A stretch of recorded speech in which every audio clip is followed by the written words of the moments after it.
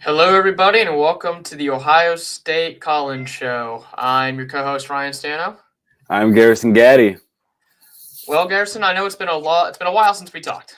Oh It's been yeah. about a week. I know there's a pretty big game that happened on Monday, and I happened to be down there in Atlanta. hmm So a lot of things happen. I mean, there's so many things to talk about Right. with this, and I know, we want our everyone watching this to have their comments here too. So I'm gonna go ahead and drop the link here in the chat so you guys can join us as well. But hmm obviously, where it starts is Ohio State won the national championship over Notre Dame. They won 34-13. I'm sorry, 34-23. And, it was a game that really had, I think, two different stories. There's a story the first half where Ohio State came out and looked dominant. And then the second half where they kind of let their foot off the gas a little bit and they kind of let Notre Dame to come back in it. But hmm I don't know about you. I was never really worried. But I want to hear your just overall thoughts on the game, your overall takes on everything. Um. Well, congratulations to the guys on the team, the seniors on the team, Coach Ryan Day, and the rest of that staff. Um. I'm happy. I'm not surprised. Um. I honestly do. I mean, after Notre Dame's first drive, I knew we were going to win the game. I was very sure of it. Um. Yeah, there was a point in the game where Ohio State kind of like let the not they didn't kind of let the foot off the gas. They did let the foot off the gas, and then any Mecca fumble also allowed Notre Dame some confidence. Some good scoring drive position during in the second half, and allowed them to come back a little bit in the game. But even then, I still wasn't worried. Yeah. Um, even when they got cut it down to 8. My confidence never left me. I knew we were going to win that game very early. I'm just happy that they secured it and done it. You know? Yeah. So the first drive, Notre Dame comes out, 18 play, 18 play drive, score a touchdown, takes 9:45 off the clock. Mhm. Riley Leonard ran the ball 9 times on that drive. It was a very impressive first scoring drive, but me like you, I knew that wasn't sustainable. You can't run Right. him 9 times every single drive. Like he'll die. And I mean, Mm. and he went out off the field, and I don't remember it was Molly McGrath. I think it was Molly McGrath reported that he just went over and just puked on the sideline and just looked Yeah. exhausted after that first drive. I'm like, okay, well, that's the first drive, bro. Like, you got a whole game Mhm. left. So, Oh, so exactly. felt you felt okay after that, and then Ohio State's offense just comes right off the bat, and they go ahead and they go down and score. They got the Jeremiah Smith score, and Mhm. actually, and I found this interesting. Um, I learned this on actually the McShay podcast on the Ringer. Was floating around that they actually stole that play. Chip Kelly stole that play from Alabama in the 2020 Mhm. national championship. That was the same play that they used with Devontae Smith against Ohio State. So he Yeah. went ahead and filed that away, and he sat on that all this time to go ahead and break it out in the national championship game, which I think's is pretty cool. But honestly, I think one of the key plays, not just on that drive, but in the entire game, is when Smith. It was third down. It was a first third down. And Ohio State looked like they if they have a chance to go 3-and-out and all of a sudden kick the ball back to Notre Dame, they would have all the momentum, and they'd all of a sudden start to build confidence. And they threw it to Jeremiah, and he went Yeah. back to catch the football, went behind the first down marker, and was able to fight through to get the first down. I thought that was a huge play in the game because if you go 3-and-out on that first drive and you kick it right back to Notre Dame, I think you're kind of I don't want to say you're in trouble yet, but you're getting there just Mhm. because of how fast you've been starting in the CFP, and all of a sudden Notre Dame gets when Notre Dame is not going to be well equipped to come back, but if they get ahead, they can drain that clock and drain those possessions. So I thought that was a huge play. Yeah. Back to the first Jeremiah touchdown or the play that we took from Alabama, dude. I was honestly really cool to see also. And think about it, it's not surprising that it worked. They've run that end around with Jeremiah all year.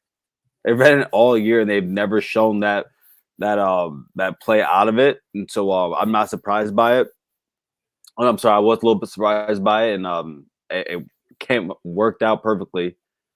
Yeah, clearly, Notre Dame was surprised too. No, they were, and I want to know what you thought about this, because we talked a lot last week about just what Notre Dame could do to Ohio State, or what they couldn't do. And I throughout the week I gave a lot of numbers, but there are some things that I think we talked about with a lot of Notre Dame people, whether it be on X or it be the Ohio State fan base, and Notre Dame fans didn't want to listen. We kept hearing all week that their defensive line was really good, their defense was elite. Their defense was not elite. I kept bringing up how they give up 130 rushing yards. Well, Yep. welcome to the 200 club, boys. Welcome to the 200 club. Yep. I thought with them giving up 3.5 after contact, I thought this could be a Judkins game. It was. I mean, good for him busting a long one, man. A long run. Didn't have. I guess I wouldn't say he had a bad playoff run, but it was good. But he's kind of been like here, 7 yards there, 7 yards here, 5 yards there. But it's nice to see him bust a long run like that in a very big game. Also, when we needed it, I thought that 70-yard was run was key. They really needed that. And I mean, like you said, Judkins, this was his game, and Trevion really, the playoff was his playoff up until this point. He'd been the guy that had been breaking big runs. He'd been making the big plays, and as a senior leader, you would expect him to do that. And the Judkins came out and scores 3 touchdowns. I thought it was just the perfect, it was the perfect symbolic reason for why Ohio State went to go get him in the first place. They wanted to keep Henderson fresh for this playoff run, and then they knew they had a great back in Judkins too when Henderson wasn't as effective. So I thought, obviously he played great. Were you how did you feel about the offensive line? The offensive line, I thought they played, I thought they played pretty decent. I wouldn't say it was their best game in the CFP, but it obviously wasn't as bad as what we saw against Nebraska or anything like that, or against Michigan. Yeah. I thought they handled themselves fine. Notre Dame didn't get, a ton of pressure, and they were able to move, they would move them enough up front to have that 200+ yard game. So I thought they were still pretty darn efficient. I thought Donovan Jackson specifically played very well. I mean, what did you think of the O-line? I was quite frankly happy with them. I thought that there were guys on the offensive line that played really, really good. But as a whole, I thought they did exactly what they needed to do. I thought there were times when we needed tough yards, they got the tough yards. This was the game we finally saw Will Howard, run the ball a lot, and you need the offensive line to move, guys up front for that to happen. So I thought what number did we say? We said 10.5 rush yards. Yeah, and I think we both hit over. That was nice to see, man. They put out all the stops, and I mean, Will Howard in the beginning of that game, he guys were open. That's what we expected. If Notre Dame was going to run man to man, guys were going to get open. Yeah, and quite easily. Will made the throws. And 81% of his passes. Yeah, I mean, start 15, like 14 for 14. It was one 13 of 13. Yeah, 13. Okay, so like it was one of his easier games, I would say. But I mean, good grief, man. I mean, I've seen a lot of quarterbacks go out here in the playoffs. Riley Leonard in this game, there were simple throws that he couldn't make. Yeah, Will Howard made every single throw he had to make, and I was very impressed by him. It was really like I saw like on the first 13 plays, everybody touched the ball. Trey, Judkins, every single receiver touched the ball. G. Scott touched the ball. Will Howard ran on the play. It was a good compliment. It was good complimentary football. You didn't know who was going to get the ball. That's what and Ohio State did a very good job at disguising who was getting the ball. It did look like they were trying to force feed Jeremiah a little bit in the beginning, but I'm okay with that. That's what you They're need. force feed anybody. Yes, He's that's good what you with do. that. Yeah. So I thought they played really well, man, and Chip Kelly did well, and yeah, the offense was the offense. I think it was Ryan Day's call to kind of tone it back a little bit in the second half after that Luka Which I fumble. didn't like. Well, now, No, I didn't honestly, like I it. thought I thought they kind of even did a little bit before the Ibuka fumble. Mm. I thought after they scored, right out of the gate in the second half, I thought after that they kind of just they went into clock preservation mode. They just Yeah. ran the ball. They kind of just had really bland play calls. And, like I said, I was never nervous at any point, but I'm like, okay, come on. Like, I understand you want to bleed clock. You want to, you've got this big lead. You kind of want to get out of here with a win. But if you keep doing this, that's just an easy way for Notre Dame to stop you. So it was, that was the one, I guess, complaint that I would have as far as the play calling goes. But I mean, other than that, especially, that last play, that big bomb to Jeremiah, 3rd and 11 with the game on the line. I thought that was, that was ballsy to have that call, and Will Howard mentioned that after the game. But I also thought I thought that was the only call.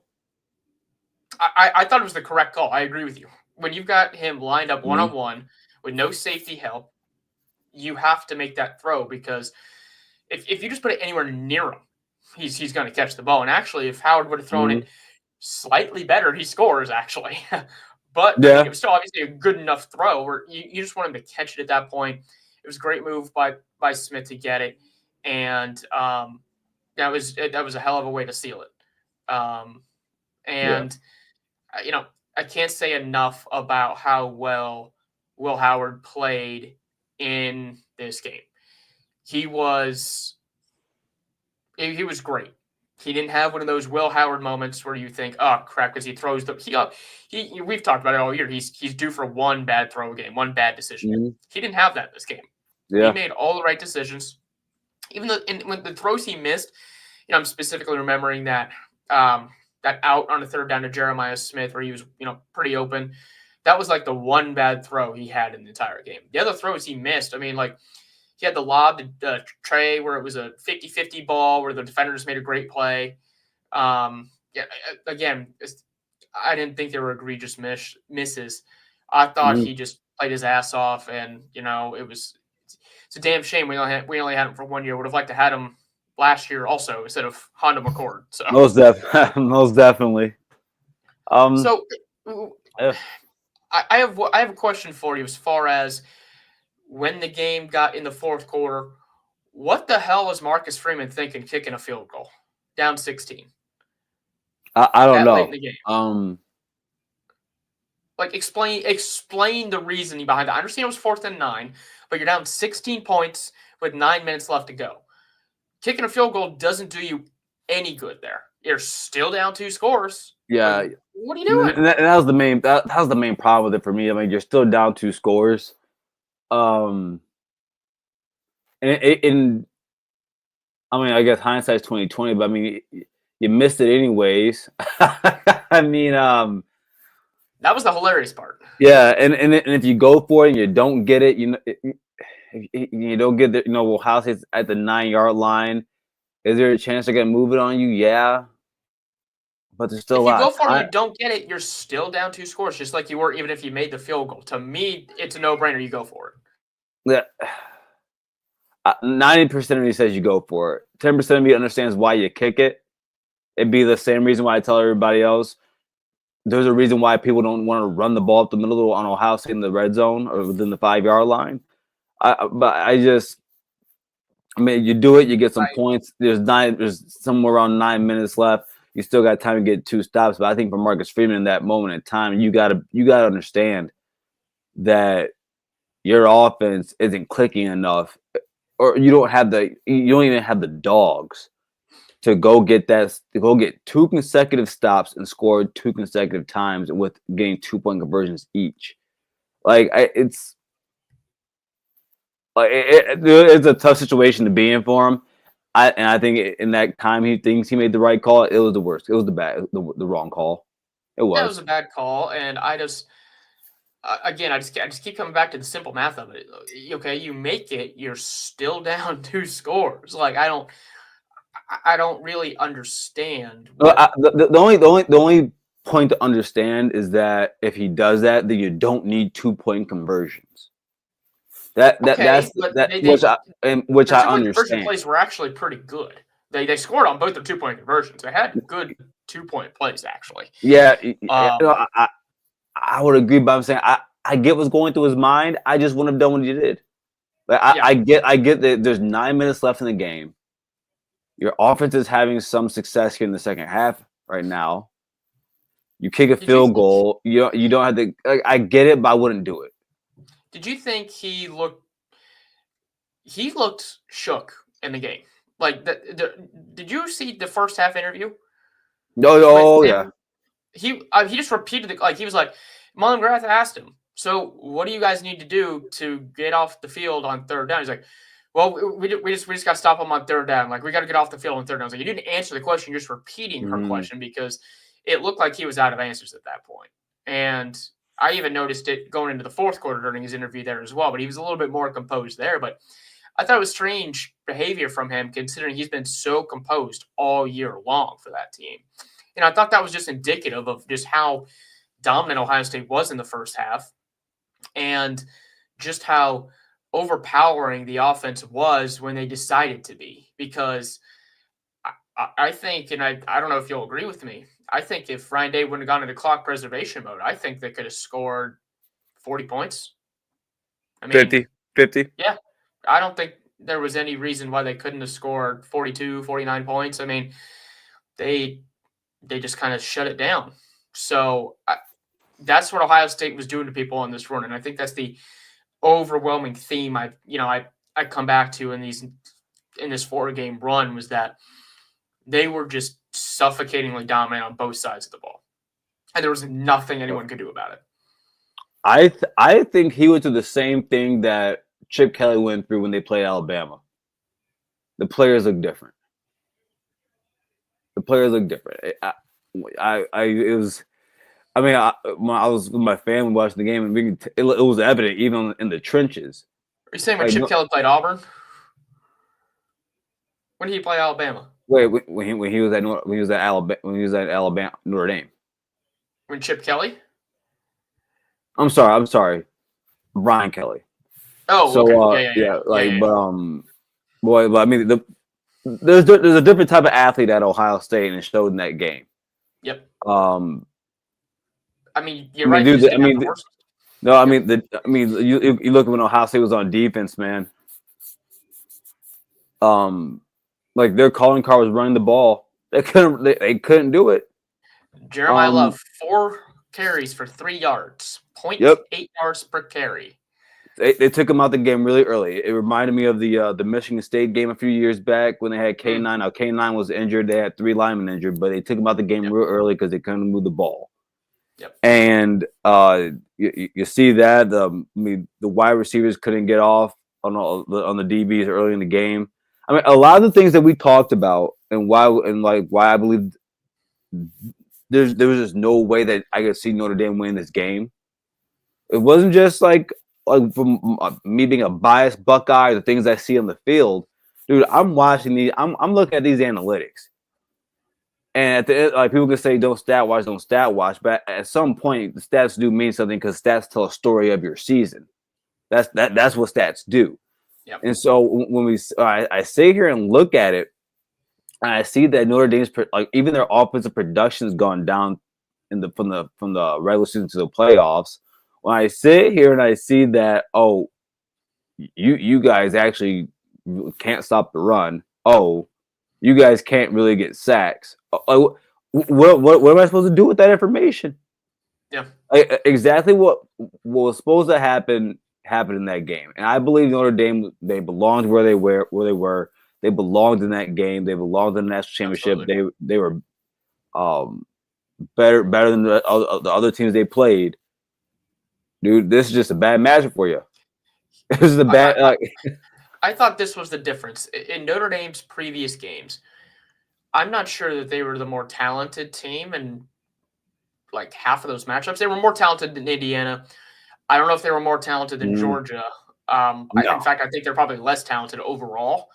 And Penn State, I think it's kind of a toss-up. The difference was Marcus Freeman was able to outcoach every one of those other coaches. He outcoached Kirby Smart, even though Kirby had a backup quarterback in there. He made sure that he created a game plan so suffocating that Gunnar Stockton wasn't able to get in any sort of rhythm, and that team wasn't able to do the things they needed to do to win. The difference here with Ohio State is you don't have the horses, and you couldn't outcoach them. So, Right. 2 + 2 = 4 in that scenario, and 4 is Ohio State winning the national championship. So, like you said, Notre Dame definitely deserved to be there. They had a good path. They were good, but Ohio State was just better. I mean, they were just the better team. They were the better at almost every single position on the field. And, even coming into the game, we talked about how Notre Dame had their big advantage for special teams. That ended up not even being true. No. And their field goal, Jaden Fielding made both of his.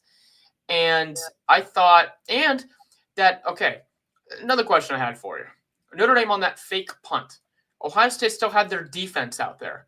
If you see that alignment, why even try to go for it at that point? Like, you see the defense is out there. You know they're waiting for the fake. Why try it at that point? I didn't get that. You have your quarterback back there. Your backup quarterback is in the game. Yeah, and Ohio State knows that. Like, we saw it. It was just it was kind of like the obvious time to run a fake punt. I don't know if that makes sense, but I feel like everyone at home knew you guys were running a fake punt right there, and I didn't even know that Angelini or what his name is was on the field. So to be fair, Angeli actually threw a decent pass, and the guy probably he should have caught it. He should have caught it. But I just still, like, even in that formation with Ohio State ready for, I don't even know why you pull the trigger on that. I don't know why you don't just call timeout or take it away. Desperate, man. You're desperate. Yeah. You're desperate. Sure.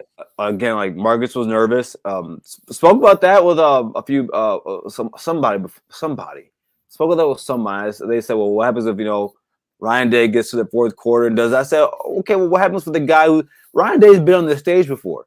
What happens with the guy who hasn't been? To Phillips' point, you could tell the lights got big for Marcus. He's right. Yeah, exactly. And so I mean, like, what happens if is there? I think there's a better chance of that happening than Ryan Day again getting too nervous for the big moment, not being able to win the big game. At that point in the national championship for Ryan Day, the big game narrative was already over. Yep. That was put to bed. So no, I'm very proud of this team, man. I have a lot of narratives coming off of this win that I believe in. Well, one of the things I want to talk about, you mentioned, is Ryan Day. And I know I sat here on this very show. Give him his flowers, damn it. Advocated for him to be fired after losing to Michigan. Let me hear it. And he did something I did not think was possible, quite frankly. He turned this team around. He kicked their ass into gear. And this team rallied around him and won a national championship. And by doing that, he's guaranteed his job for 3-4 years at least. Now, we still got a Michigan problem. Like, I think they'll be able to do that next year. But I didn't think it was possible for him to be able to rally the troops in a way, not just to win these games, but to win these games convincingly and in a dominant fashion. I didn't see that out of this team, despite the fact that they had been expected to do that all year. And for Day to do that was incredibly impressive. Ohio State has their man, at head coach here for quite a while. And quite frankly, even though I advocated for him to be fired after the Michigan game, I'm happy for him. I'm happy for the man because he went through a lot. He went through a lot that was undeserved. I mean, people posting his address, threatening his kids or him, but that's ridiculous. And for him to be able to come out on top, it's well worth it. And by all accounts, I mean, everyone raves about how good of a dude he is, how nice of a guy he is, how much his players love him. So, it is good to see him have this redemption and being on top. So that's what I got to say about him. That it may not have been the right call to go ahead and advocate for his firing right after the game. Now, if they would have lost to Tennessee, different story, but they didn't. He turned things around. And hopefully, like I said, we get that Michigan thing taken care of next year.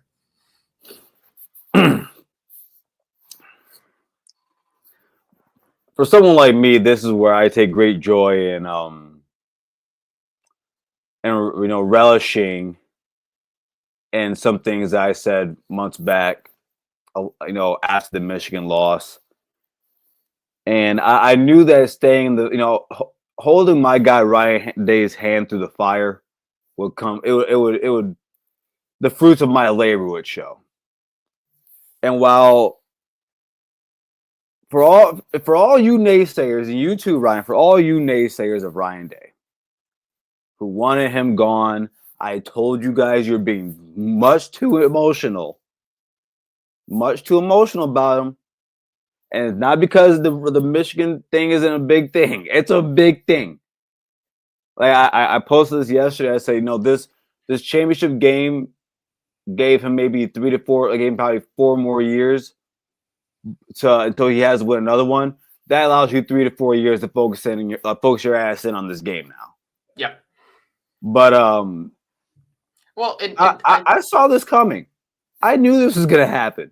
4 years. Look, was it 3? Yeah, 3 years ago, I gave him a 4-year window. I said he's gonna get it done, or at least has to get it done in this window, and he went and got it done a year in advance.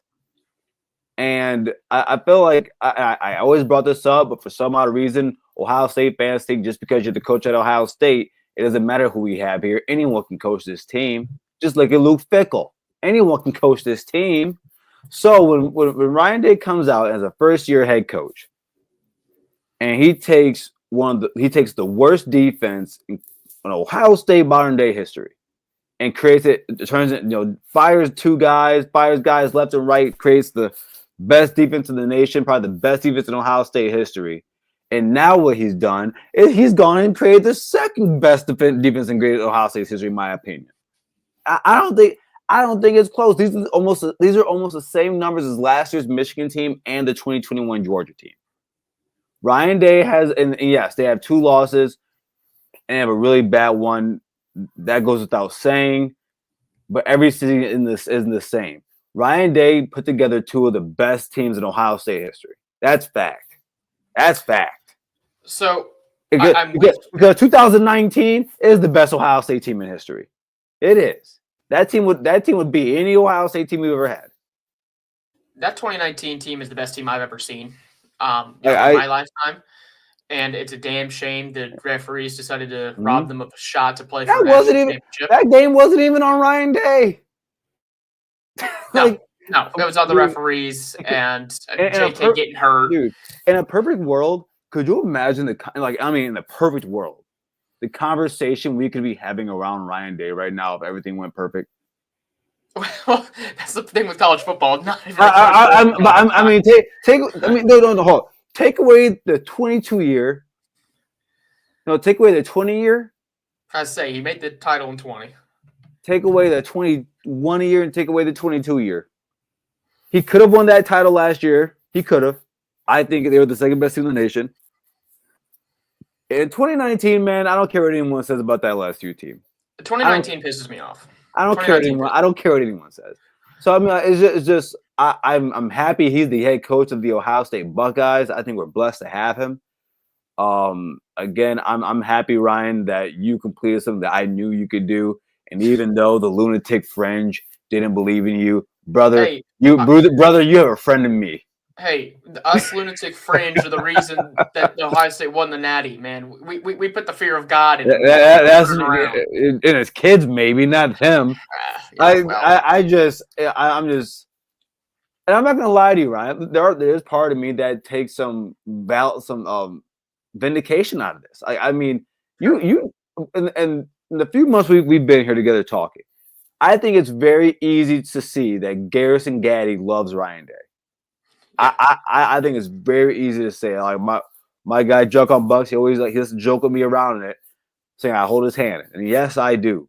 But damn it, dude, we're the only program to have 3 straight coaches with head coaches with a national championship. Well, No one's ever done that. Here's a list of Ohio State national championship coaches. It's Mhm. Paul Brown, Jim Tressel, Woody Hayes, Urban Meyer, and Ryan Day. Ryan Day. It's a pretty damn good list to be on if you're Ryan Day. So, he deserves, that John Cooper conversation out the window. he window. deserves all the flowers. He was what he did with this 4-run team. Like I said, I did not think that was possible. Yeah. He deserves all of the credit and then some. To go through the hell that he did and come around on the other side holding that golden trophy is quite frankly unbelievable. Mhm. And as an Ohio State fan, I'm ecstatic that it was able to happen. I have some. No, I'm sorry. Keep going. No, I go ahead. I got some narratives to able to do that. Dude, it's amazing. I mean, first championship, and yet they lost to Michigan, and I think that says a lot. I think it says a lot that you're able to pick your team up after that loss. Now it's time for some possibly hyperbolic narratives Garrison has. Okay, I'm excited for these. Now I've always. We'll start with Ryan Day. Ryan Day can now be considered an all-time great. 70 and 10, third all-time win percentage for coaches over 50 games. Championship.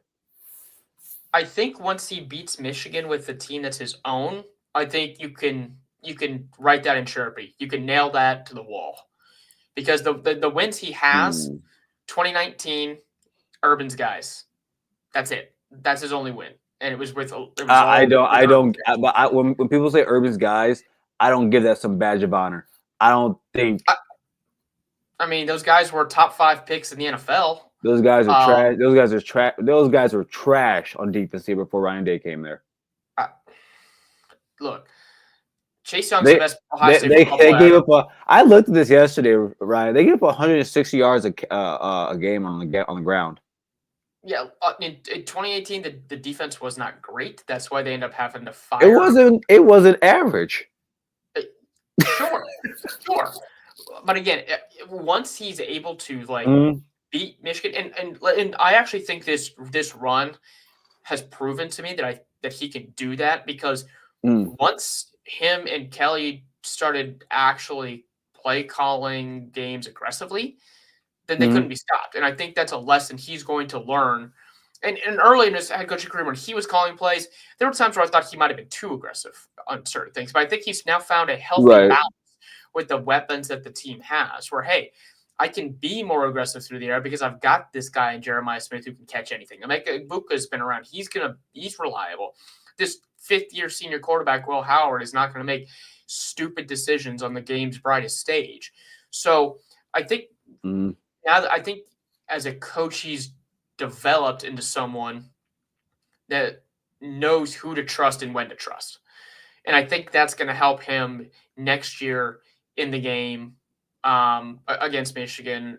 And I think he's going to be able to finally kind of get that monkey off his back. And then once that happens, I do think you can stamp him as an all-time great. Okay. Next one. Now, I separate greatness from who's just better at the position. I tell people all the time, I don't believe Tom Brady is in the top 5, maybe top 10 guys I've ever seen play the quarterback position skill-wise. But is he the greatest quarterback? You're damn right he is. Man wins, unfortunately. Is Will Howard the greatest quarterback in Ohio State history? No. Okay. No. I think. Where is he ranked? I was about to say, I think you can make an argument. I saw this. You tagged me in this post on X, Twitter. Twitter. I think you can put him certainly top 5, and you can make an argument for top 3. I think. So why? Who goes ahead of him and why? What have they accomplished to put themselves Sure. ahead I of him? think And this isn't who's better at it. Well, it's part of it, but there's a lot that goes into it. you put Troy ahead of him. Troy Smith was the last Heisman Trophy winner that this university's had. He won, that 2006 season. He won. By the way, I don't believe in my list. I don't believe in my list. Okay. I don't believe in it. It's weird. I have him just won, with the talent he had, the numbers he was able to put up, and the fact that he won, a ton. Unfortunately, didn't win that national championship, but that was not his fault. I think there was a lot of other factors around him that, unfortunately, they lost that game. If Ted Ginn doesn't get hurt, I think it's a little bit of a different story after that opening kickoff. But the defense was bad. The defense kept getting gashed. There are different reasons why they lost to Florida. O-line got destroyed. Yeah, a lot of things. I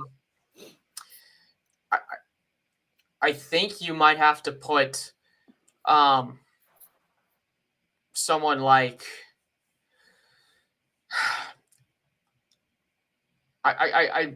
and you're not gonna be happy when I say this.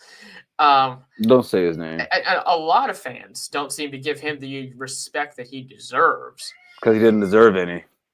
JT Barrett, I think he doesn't deserve any. Good God. That man owns almost every single Ohio State passing record. He won by default. He started for basically 4 years because in 2014, he had to start. He got hurt. He helped get that team up to the precipice of the national championship before he broke his ankle.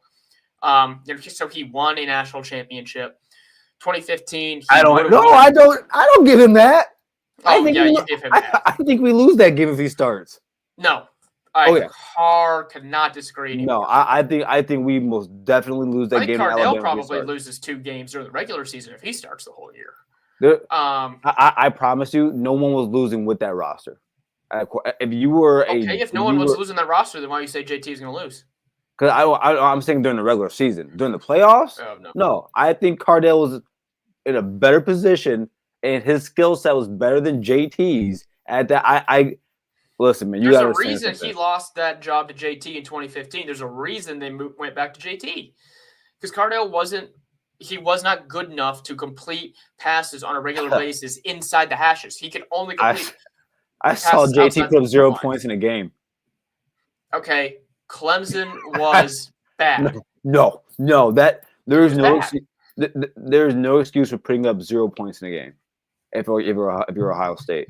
And mind you, at that time, as a whole, Clemson wasn't more talented than us. Not as a whole. Go look at those early Clemson years. Those are the years when they were using a lot of 3-star guys, and they would get a high 4-star here, a 5-star there. They had one of the lower talent. They played for a national championship. They were good. Do you believe JT Barrett is better than Will Howard? You said not who's better. No. I said no. So I had a list of the things that mattered, and the first one was I think this is what I listed. Who's better? Like who's just better? What did they accomplish? Your record against the team up north, things like that. I'll say I do think JT is better than Will Howard in that regard because Howard had in pretty much in almost everything on that list. You think he's a better thrower of the ball than Will Howard? Let me finish. The only thing I think is Howard had more poise when it came to throwing the ball. JT was a better runner. I thought he was on par, if not a better leader. I think he had worse weapons around him than Will Howard does, and I don't think that's disputable. The wide receivers JT was thrown to over the course of his career are not comparable to the guys that Will Howard had. The offensive line that JT had isn't comparable to the offensive line that Will Howard is working with. You're right. JT had a better offensive line, and that's why he was a more effective runner. I think Howard has the benefit of throwing to probably 3 guys who could be in the first round. I think Ibuka will be a first rounder. Jeremiah could be the top pick. JT was throwing to guys like Benjamin Victor and KJ Hill, who ended up being the all-time receiver, leading receiver, just because of how long he played. I mean, Johnny Dixon. Those guys aren't exactly Devin all-time Smith. Ohio State greats. Devin Smith, that's debatable. Devin Smith just could catch the deep ball. That's the only thing he could do. Yeah, and it was an effective skill, but that's all he could do. Isn't that what Teddy did? Like, I mean, like, no, I just, well, he can do more. He can do more. JT's not better than Will Howard. I don't think he's great. I think he is, but to finish the ranking, I think Howard might be third or fourth. I think that's probably where he lies. What has JT done that's more impressive than Will Howard? I thought the entire year that JT had his freshman year was incredibly impressive. To start as a true freshman coming in, I'm sorry, as a redshirt freshman coming in. He's a real, I was like, he's redshirt, not expected to play. All of a sudden, 2 weeks before the season, hey, you're up because Braxton hurt his shoulder. You're up. You got to go out there and lead this offense that everyone expects to be great. So, here's the playbook. Here are the keys to the car. Go. And he finished. He finished fifth in the Heisman voting that year. He didn't. He wasn't quite a finalist. Because he's a trust fund kid. He's a trust fund kid. You had everything around you that you needed.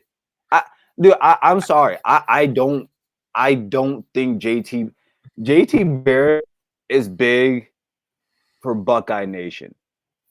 JT Barrett he's essentially your 1950s Ohio State quarterback. He didn't win a national championship. Yes, he beat Michigan JT won a national championship. He beat Michigan every year. He won the games that he was supposed to win. You know what? Troy Smith won a national championship then too. I guess technically he did. You're right. Now he wasn't the quarterback on that team. The difference is Troy didn't play a single snap for that team. JT got him pretty much up to the finish line. Last time I checked, that was Cardale Jones against Wisconsin, against Alabama, and against Oregon. Now this is my question for you. How many wins against Michigan how many wins against Michigan equals a championship? A national championship? I don't know how many Big Ten because what JT only has one or two Big Ten championships because Urban Meyer only has 3 of them. No. So he won. So 14, 17. Those were the 2 he won. Because so he has 2 big. Penn State ended up winning, and 15 was Michigan State. So he has 2 Big Ten titles, and 2 Big Ten titles. 4-0 against Michigan. Do you think that's equal to a national title? All of that because we're not just talking about what Buckeye fans think. Because I feel like let's not be like America here. We enclose us up and get to hold of the world out there. Do you think everyone else cares that JT Barrett did that, or more so that Will Howard won a national title? No, I mean the outside world, sure. I mean they only care about with the rings culture. You only care about national championships. That's what everyone else thinks about. Now, when you're talking about Ohio State quarterbacks from the perspective of an Ohio State fan, that's where I think JT needs to get more love, and that's why I think I would have him ahead of Will. Would you trade those for a national title? What he had for a national title, like all of those wins, against Michigan. As a fan, would you trade that for a national title from JT? I mean, would I trade what JT have for? I mean, because JT won a national title, so I'm not going to trade. Okay, all right. Listen, I get it. JT was on that team on the sideline with crutches. I don't want to hear about him. Will Howard probably had the single best 4-game run of any quarterback I've seen Ohio State have. He's easily got an argument for having the single best season for an Ohio State quarterback in modern history. I will say that. But in totality, in terms of total greatness, he's top 3, top 4, which is still great. I mean, that's still really freaking good. So what you said, Troy Smith, JT, and I'd say either Will Howard. I mean, it's close between him, and you know what? I'd probably give him. He's automatically over CJ. Yeah. And remember, I'm not talking about better. No, I He's agree. automatically He's over over, CJ. He's over 20. automatically over Justin. Yeah, I mean, yeah. I think. Well, Justin Fields would be the guy I think that would be close. I don't think he's automatic. I think it's close. Again, He won a natty. I mean, Justin This Fields guy played won for a natty. This guy won. He won it in spectacular fashion. Justin Fields should have played for 2 natties. Quite frankly, we talked about the 2019 interview. Justin actually didn't play bad in the 2021, and he was hurt. Yeah, the 20. I mean, yeah, I think that's probably the list as far as guys that can be considered greater. It's not a long list. Now, where's this Will Howard last year? That's damn true. Yes. Where is his defense rank for you? I think it's still behind that 2019 defense you referenced. Mm-hmm. That 29 defense was sick. I mean, but just secondary defensive line, just everybody. I mean, the 2014 defense was pretty darn good too. I think in totality, I think this defense is probably second, based on what I'm saying. I think it's behind that 2019 team with the stats they put up. The only thing that they didn't really do on a regular basis was force a lot of turnovers. They were not a turnover heavy team, but they stopped opponents from getting in the end zone and scoring points, which is the most important thing. They just got you off the field quick. yeah. So I'd probably say second. No, I'm very proud of this team. I think it's because championships don't come the way you want them to every single time. They don't. Yeah.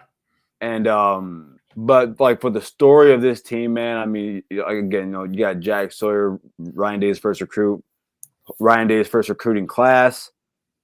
I mean, dude, down to something. I mean, down to something like the games. You win this national championship on the day your dad died. Like, I mean, it's I think it's really cool. It shows the a fun word to use. It shows the actual toughness of Ryan Day and his program. The mental toughness on them is off the charts. I mean, for that fourth 4-game run, yeah. And the trajectory of a Ryan Day program right now, it's good. Yeah. Now, there's some other things I want to talk about here, for the team moving forward. But one last point here. I do like Ryan Day, how he said now this team's story gets to be told. And, when he says that, I think of Jack Sawyer's moment against Texas. That was one of the greatest plays in Ohio State history, and now it will be remembered as one of the greatest plays in Ohio State history without a doubt. Job done. And I know you had mentioned, when we talked last week, that play was going to mean nothing unless they finished the job. And now they finished the job. So that play goes up right up there with, Holy Buckeye, the strip of Sean Taylor, all that stuff. It's the Zeke run. 85 yards to the heart of the South. I mean, that gets up there. And quite frankly, I think the Trey screen pass should be up there. And that Jeremiah, this last play, the play that sealed the deal against Notre Dame, that 50-yard pass. Oh, I moved that ahead in terms of like just clutch throw and catch. I moved that ahead of Holy Buckeye. I moved it on ahead. I did. The only reason why I don't have it as ahead is because we know Will Howard can make that throw. We're sure Craig Ransom could. We were sure that was in his arsenal, so that's why it was a Holy Buckeye, because he didn't do that kind of stuff. Right. That's funny. Yeah. So I mean, anything else you want to cover here about the national championship in general, this year's team? Because there's a couple news and notes I want to talk about, and This is the part of the show, everybody, where Garrison doesn't give a damn. Notre Dame. After giving you all your roses and saying you guys belong where you were, you still haven't beaten us since the 1940s. Last time you beat us, 1930s. 1930s. Last time you beat us, the Nazi regime wasn't even established yet. They were still meeting up in small bars and small pubs. Didn't have TV. Didn't have TV, color TV. By the way, you Notre Dame fans and your parents, and possibly your grandparents, have never seen Ohio State lose to Notre Dame. To all you Oregon fans, yes, beating going undefeated, going 13-0 and winning the Big Ten is to be it's commendable. It's a great Fair share of the accomplishment. conference, sure, great. Yes, it's great. What's also great is stomping a mud hole in the middle of your stomach and then winning a national championship and right after it. It's a beautiful thing to do.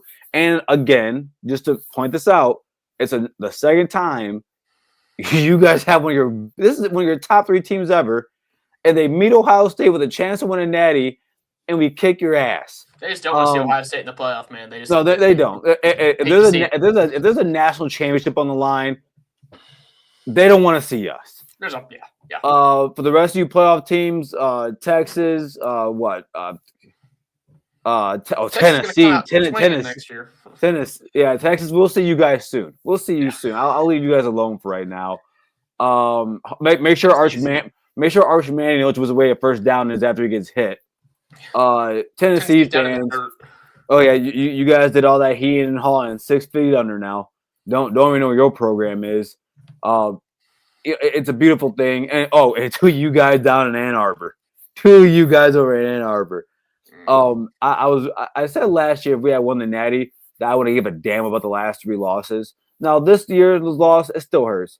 I wouldn't say it hurts, but it's kind of just frustrating because you guys way less now that I get to look at a gold trophy. But that's the point. I don't care.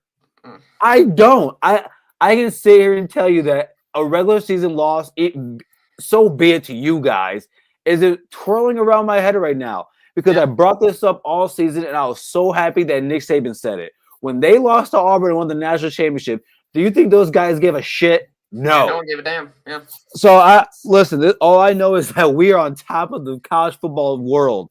Hey, Daddy's home. Daddy's home, bitches. And it's so nice. It is so nice to be a Buckeye, be back on top and talk all this shit to you. Yeah. You what's a good word for them right now, Ryan? You bottom feeders. You bottom to you guys that you want to talk about Ohio State's 20 million. Somehow Ryan throughout the national media, that number went from 20 million to 21 to 50. Yeah. Somehow that number kept going up. Shout out to Oregon. You guys spend more money than us from Big Daddy Phil. He ain't ever seen one. He ain't ever seen one. So I think that's all I gotta say to you guys, to all you other fan bases. It's really nice. Please grovel. Please do. Please. Well, here before we bring in someone here from the chat, a couple hours ago I got my picture taken with the national championship trophy here in Columbus. You look damn handsome next to it, sir. Oh, I do. Both me and my wife. There you go. We look great. Go ahead and add Tyler here. He's got something to say. What's up, Tyler? Tyler. Ryan Garrison. How's it feeling being world champions? Damn, it feels great. I can't believe God blessed me to be a Buckeye. Because there's nothing like it. 10 years that we had to wait for this. And with all the frustrations, all the bullshit we had to suffer through, the Clemson 2019 game, the Iowa game in 2017, the 2016 Penn State game, all the Michigan games, the Georgia game. We now have all the bragging rights. Yeah. And quite frankly, what they need to do is they need to expand the college football playoff again next year because we'll win that one too. Because whenever they expand it, we win. It's a beautiful thing, isn't it? No, now, what were your feelings? Like, what were your initial feelings when you saw that clock hit 0? How about when Jeremiah caught that pass? When I saw Jeremiah caught that pass, my heart went like this. I knew we were champions at that moment. I was like, we did it. We did it.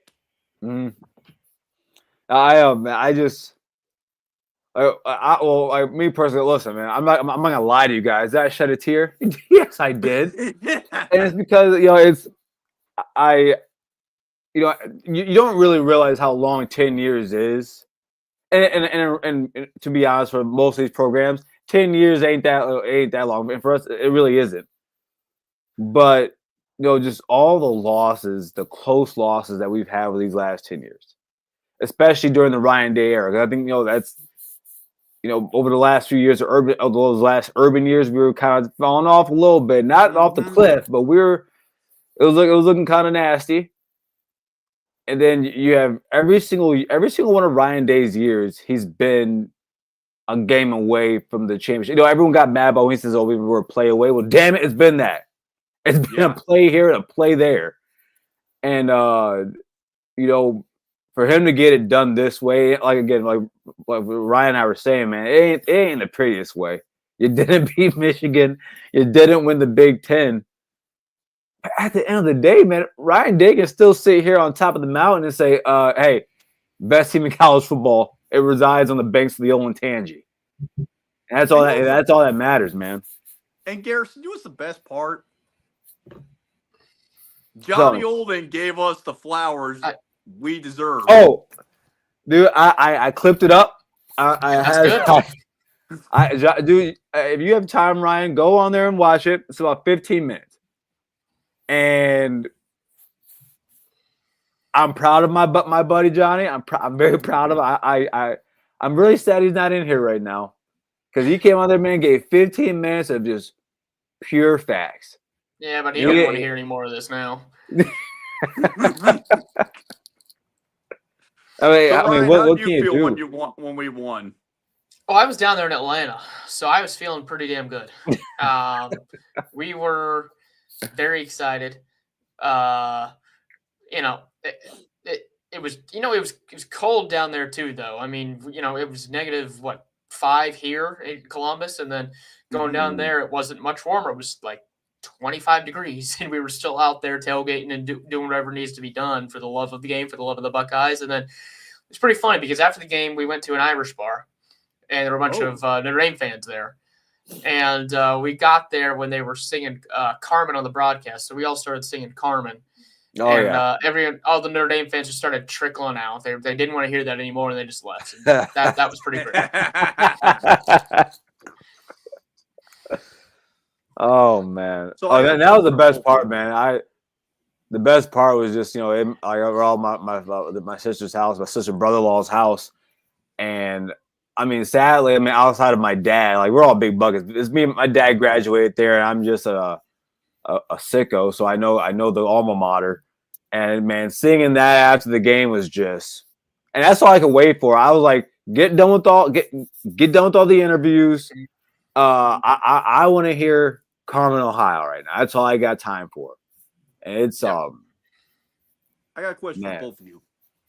Which playoff game was your favorite to watch, and why? Yeah, this is something I was going to bring up to Garrison here at the end. For me, it was the Oregon game.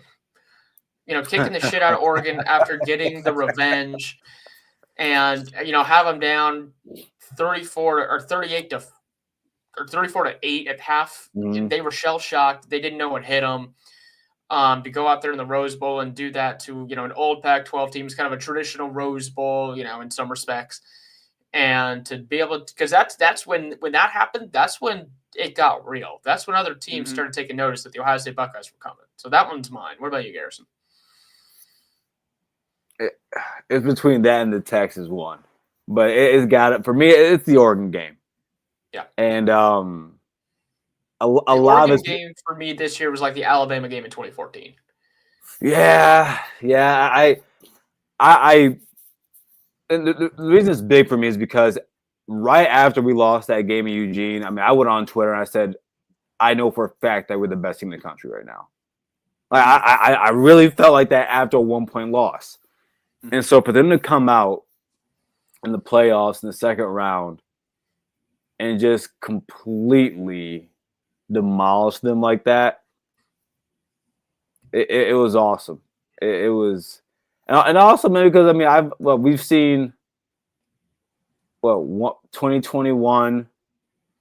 No, yeah, we've seen Ohio State lose to Oregon twice for the last 4 years. So I'm happy we did that. And then a close one for me would be the Texas game. that's mostly because The Texas game had the most memorable play. That's not the yeah, I think that's what it is. And it was like can Ryan Day win in the fourth quarter? And and Ryan Day goes into the fourth quarter tie. Texas has the ball on third down, like 5 or something like that. And so What about you, Tyler? man, this is Me personally, it was the Texas game because leading up to that game, I was on a lot of Texas podcasts, guys, and they were talking crazy. they thought that they were going to stop us. Yeah. And so I'll say this: I thought Texas was the best team they played throughout this run. I think Texas proved to be the best team that they played, which we kind of thought that going in. And it felt like the Alabama game in 2014. So, I know what you mean because like for that game, in terms of how close the game was and like there are similarities. 85 yards through the heart of the South happened. I mean, that's a memorable point in Ohio State history. Jack Sawyer's fumble recovery will be named. That'll be remembered forever in Ohio State history. There are some similarities there. No, I mean in the game against Alabama in the second half, especially the fourth quarter, our offense stalled out. Same thing kind of happened. I mean, in the first half against Texas, that was mostly us doing it to ourselves. But that second half, that was Texas stopping us. Yeah. I mean, and because truth be told, man, like Texas fans were talking a lot of crap. And the truth of the matter is, if it weren't for some bad penalties, there was a chance that game was going to end up how that Notre Dame and Oregon went and the Tennessee. Yeah. That's true. This team is just so weird. but they're champs, man. They're freaking champs, man. And shout out to Tony Alford, man. I guess you're just always a year. You're just always a year late, buddy. You're always a year late. Shout out to who was it Velasquez, Joey Velasquez. Shout out to you. Hey, you're a back-to-back champ. You're a back-to-back champ, buddy. Good for you. Michigan and Ohio State of all teams. Yeah. Dude, it's the craziest thing. That's weird. There needs to be a 30 for 30 on that kid. First it's Justin Boren to make that transfer decision. Yeah, I mean, shout out to Coach Locke and Chip Kelly, the first Oregon Ducks to have national championships. Shout out to everybody, quite frankly. Shout out to everybody. Ross Bjork, thank you, sir. Yep. You're the man. Jim Tressel. I knew something was right when Jim Tressel and Maurice Clarett were always around the team. I knew something was right. The Maurice Clarett thing's weird because all he did was criticize Day on Twitter for like 6, 7, 8 straight months. Like he was talking shit about him all the time.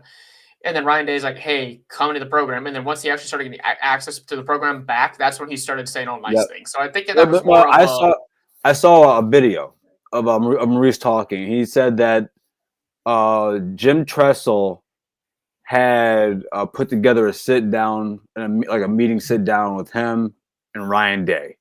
And that's kind of like where when they had some really good conversation and talks and just like where they think the program should be.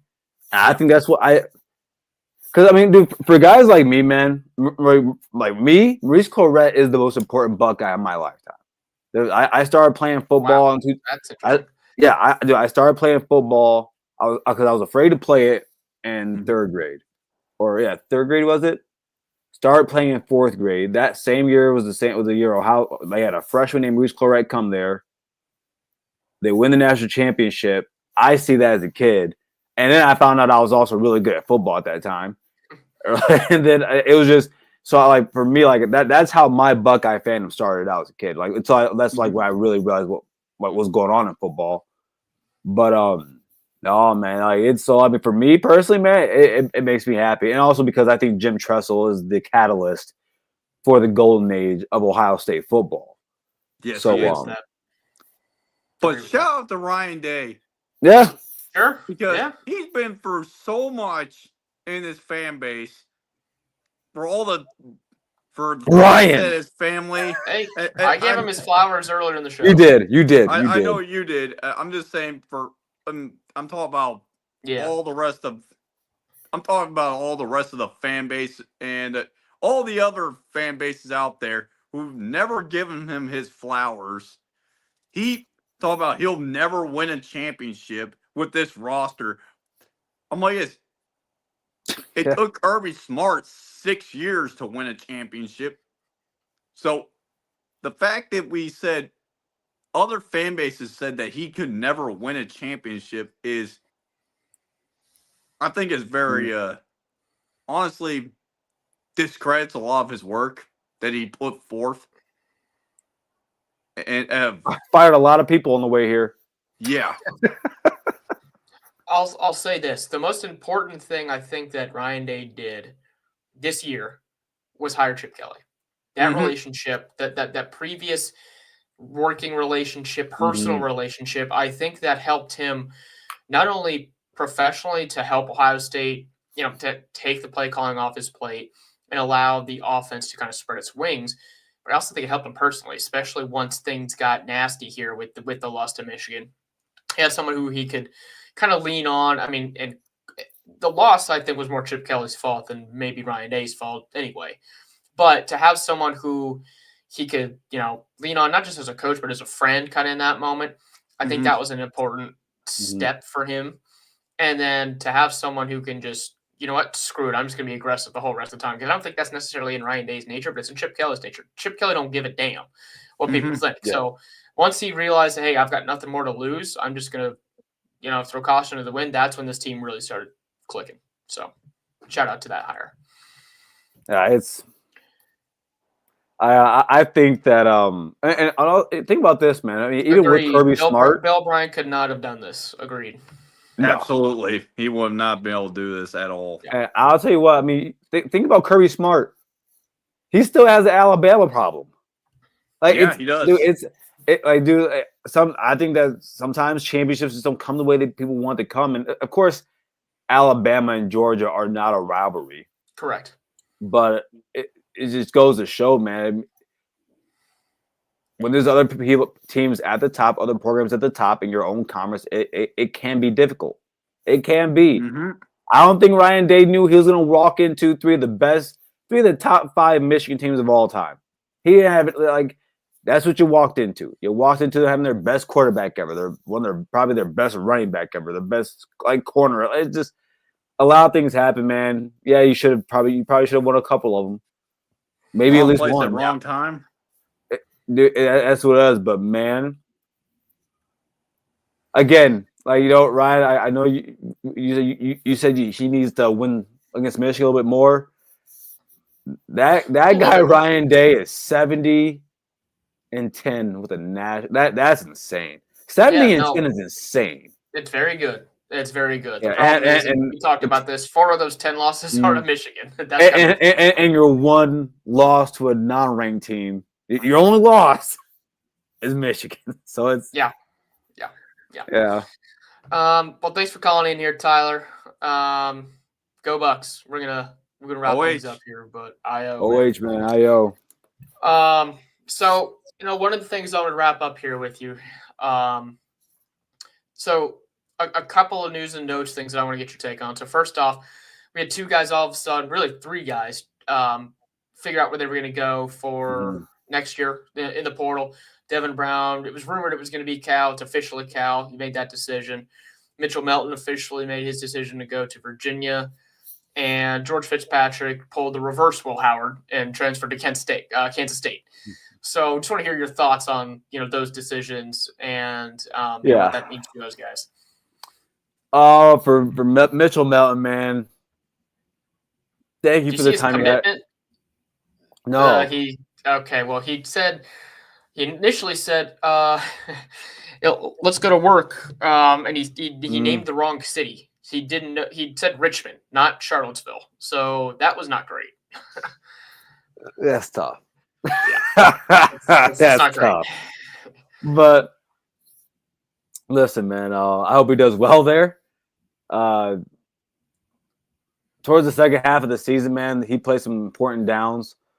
He's a Buckeye forever. He's a champion forever. He's still with the program for he's a junior, senior. So no, he's a redshirt sophomore. Yeah, he'll have a couple years there, I think. Yeah, I think he's a redshirt sophomore. So no problem, man. You did a good job for this program. You'll always be remembered for being a part of this team. And thanks, Devin Brown. That's a good landing spot for him. That's a good landing spot for him. Yeah, I agree. I think that Cal has some things moving from coming out of this season. I thought they have a pretty good season this year compared to what they usually do. Yep. It's somewhere for him to thrive. ACC is a good landing spot for him, I think. Yeah, and I want to see him. I want to see him prosper. I want to see him. Yeah. Flourish to his higher purpose. I hope that he's able to stay healthy. And also, I'm. The problem is he's gonna have to fight for that starting spot with that top recruit that came in. I forget his name, but yeah. But like I have like a top 5 Buckeyes. I'm happy that won a national title. Devin Brown is one of them. He stayed the course. He did. And he didn't have to. No, he didn't have to. I thought he could have left 2 years ago. I was surprised he stayed. He loves that. That's someone I can honestly say loves Ohio State. Yes. Absolutely. That Devin Brown absolutely loves Ohio State. Yep. There's actually another guy I forgot that entered the portal too. Calvin Simpson Hunt. He chose Baylor as well. So a couple other guys that decided to go. Okay. I was surprised actually that he decided to declare for the portal just because of how much Ohio State's losing at corner. I would have thought he was going to have more opportunity for playing time, but maybe that tells me Igbenogsen's going to stay. Igbenogsen needs to stay. I kind of want him to go. I'm sick of all the penalties. Here, I'll say this about Iggy. Draft ones in the title game. Draft wise, he has to come back. Sure. Yes, I agree. Because he leads us. He led us in pass deflections, but you also lead the nation in by far in pass interference, penalties and coverage. Yeah. And the thing is, like, it's not even because he's bad at coverage. You get caught because you just do it. Yeah. So maybe they can teach that out of him in the NFL. And Calvin Simpson Hunt, I was surprised by that too. Like you said, maybe that has something to do with Davis coming back. Me and you have spoken a lot about this. Devin Sanchez is going to play a lot as a freshman. Aaron Scott, I think Aaron Scott's good too. Aaron Scott got some tick this year. Yeah. I mean, dude, you got Bryce still in there. Yeah. Yeah. And everyone knows who CB1 is, and it ain't up for discussion. Yeah. So I'm also really surprised because that other safety spot is open. It ain't like you can't make the transition. Yeah, but he's not really a safety. I mean, you can make the transition. You can make the transition. It ain't going from safety to corner. It's going from corner to safety. If you can play corner, you can play safety. Sure. It ain't that hard. Safety ain't that hard. It ain't. Safety is no different from playing running back. It's instinctual. Maybe his instincts aren't that good. That's fair. So, that's fair. Yeah, and then I guess your thoughts about Fitzpatrick. I mean, he's never going to play. I'm kind of surprised. I'm a little bit surprised the Big 12 team took him. I know he's got a bigger frame, so maybe they were just looking at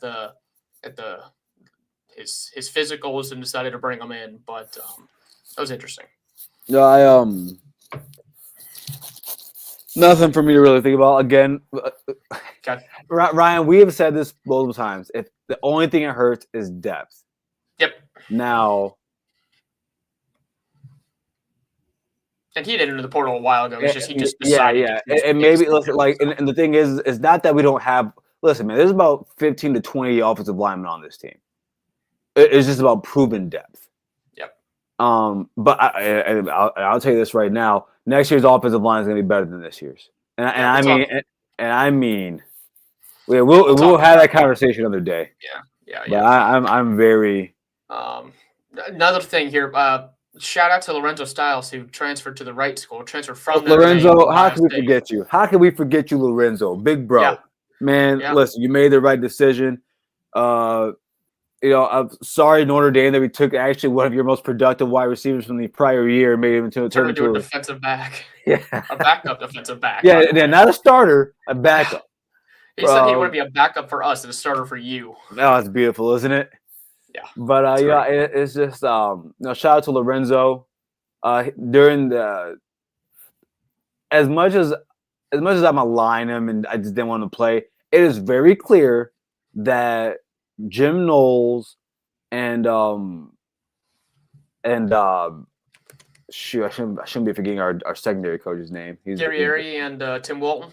Tim Walton, thank you. Yeah, they trust him a lot. He must be very smart. Yeah. It's not like he doesn't have the athletics. The Styles kids are athletic kids. Yeah. So I want to be. We'll talk about that another day. Yeah. We'll talk about that another day. But I'm just. Yeah. Well, you led me kind of the last thing I want to talk about. You mentioned Jim Knowles, and there are some rumors. Let's just put it that way about him. Other programs pursuing him. Going a boomer. There's two in general that have been rumored to want him. Penn State. Apparently, they're trying to throw a whole lot of money at him to get him. I think you can just punt that right out the window. That's not going to happen. The other one that is somewhat concerning is Oklahoma. And the reason why that's concerning is because he's got a lady friend down there who really doesn't want to come to Columbus. And she really wants him back in Oklahoma. And that one sounds like it's got some pull. So, and I don't know if you have seen this lady friend at all, but yeah, I've seen it. I get it. Hey Jim, I ain't mad at you.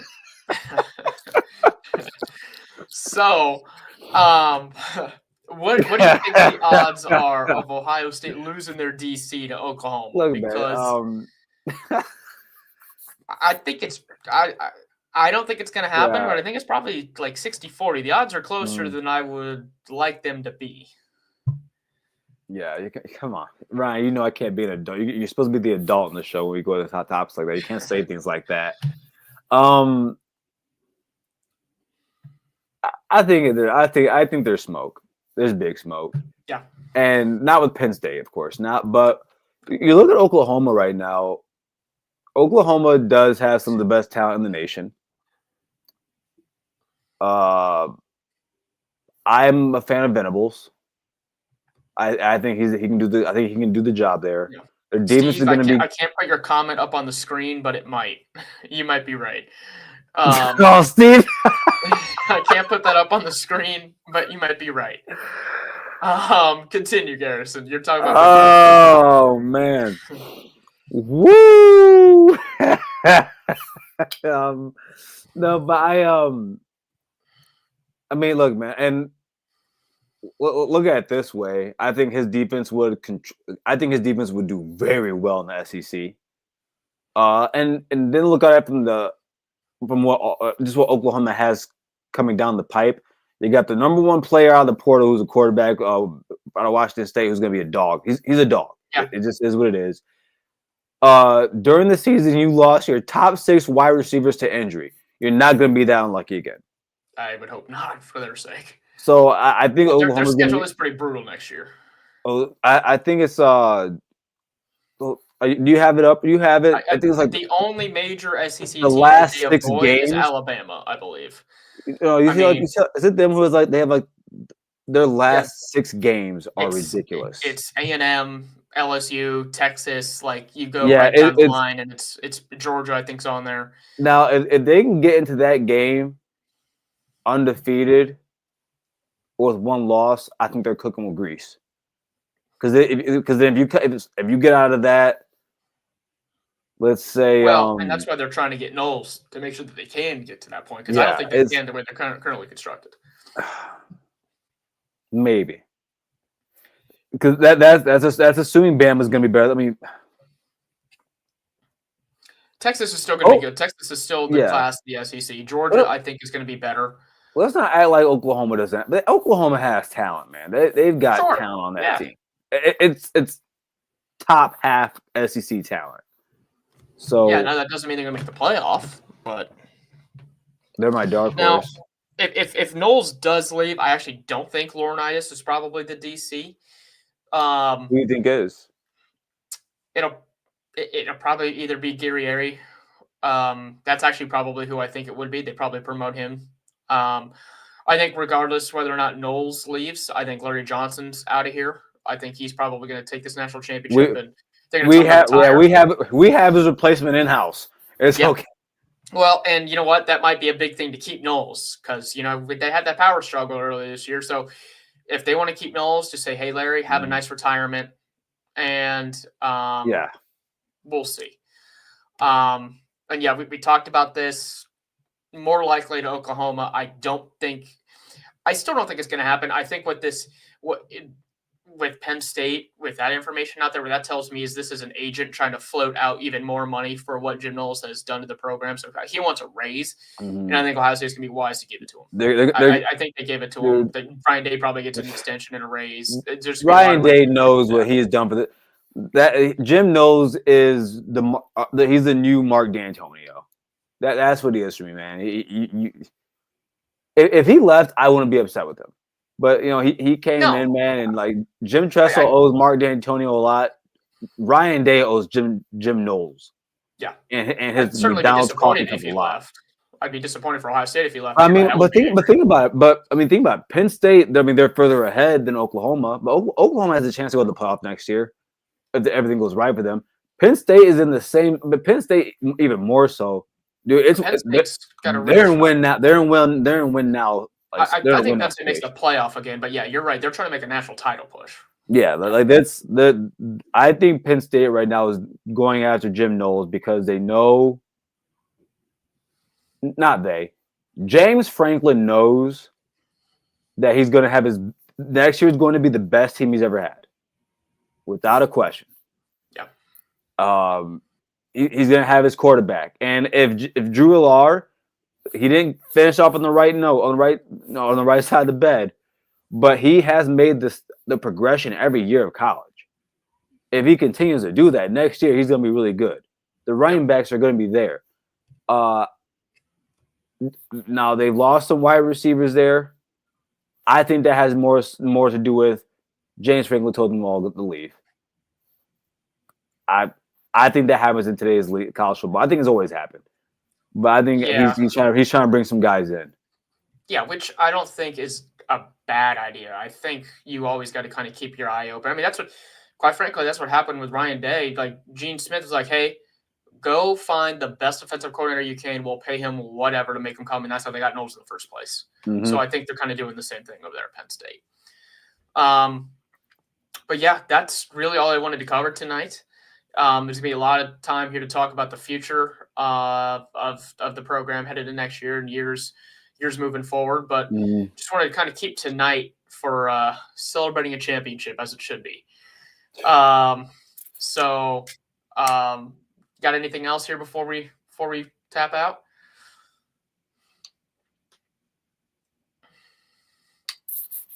Yeah. Okay. There's nothing like it, man. There's nothing like being a Buckeye. It's great. Can't believe God allowed me to be a Buckeye. Well, we'll talk to you all on Monday. I might get that tattooed on me. Go for it. We'll be back on Monday at our normal time. Obviously, we weren't there on last Monday because the game was on. So we'll be back with you Monday. I was pissed drunk. So yeah, down in Atlanta, there was a lot of drinking going on as well. So we'll talk to you guys then. Till then, OH. IO.